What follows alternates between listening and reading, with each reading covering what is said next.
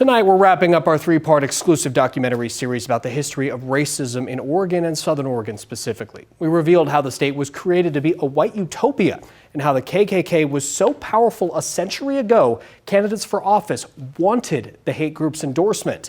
Tonight, NBC5's Katie Strite dives into Southern Oregon's present-day conversations about race in our community. We want to warn you, there is some upsetting language in this story.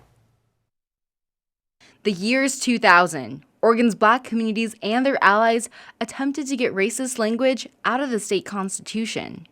Remove this language and show us this is not the kind of place you want to be. Oregon refused and again reaffirmed, actually, this is exactly the kind of place we want to be. In 2002, the issue went to Oregonians. While voters decided to take the language out of the Constitution, 3 in 10 voters wanted it to stay. 30% of Oregon voters said that they wanted to keep this Black exclusion law language in the Constitution. And that one of the main reasons was wanting to preserve Oregon's history. Black studies educator and writer Walida E. Marisha says it's yet another sign of how unwelcome some Black Oregonians feel in the state.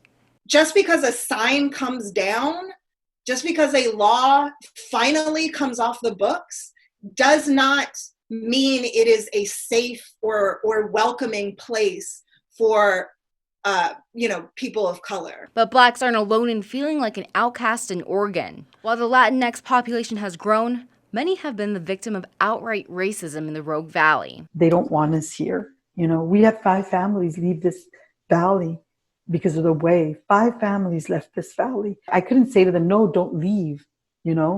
I understood. Virginia Camberos is the Rogue Valley Regional Director for Unite Oregon. The social justice organization focuses on immigration and poverty within communities. Camberos moved to the Rogue Valley from Los Angeles in 2009.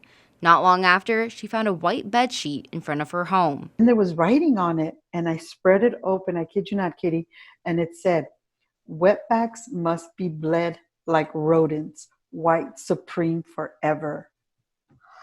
I was, oh my gosh, I just felt like this, punch in my stomach, and I just started to cry. This is not a unique situation. D.L. Richardson, a longtime Ashland resident and board member of the Black Southern Oregon Alliance, has seen ugly racism himself. Someone yelled the N-word at him on the golf course and in a restaurant. It shocked his white friends, but not him. That's the hard part. When you're sitting there and you're not surprised. Southern Oregon is Southern Oregon in that sense. You're going to be treated differently. Medford resident Geneva Craig has lived in the Rogue Valley for 20 years.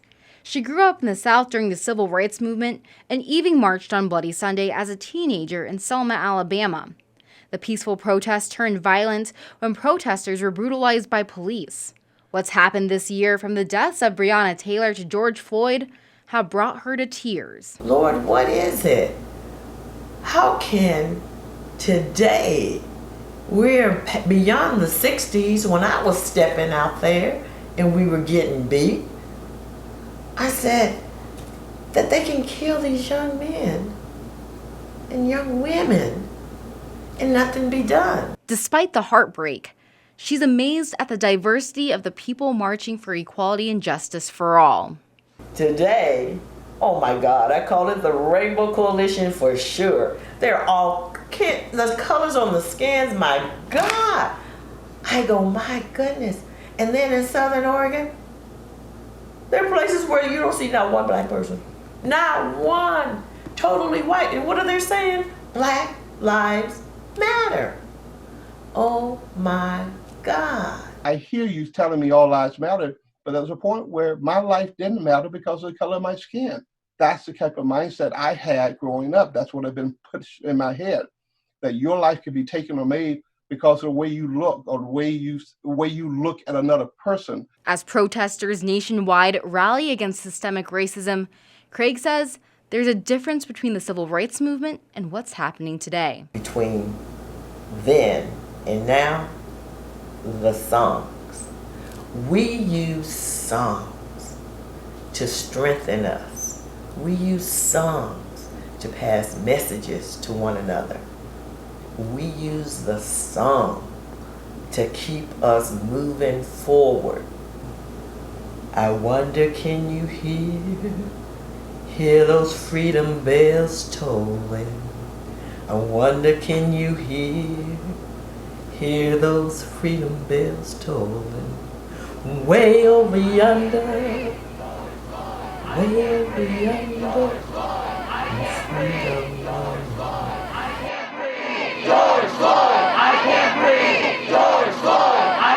In Medford, Katie Straight, NBC5 News.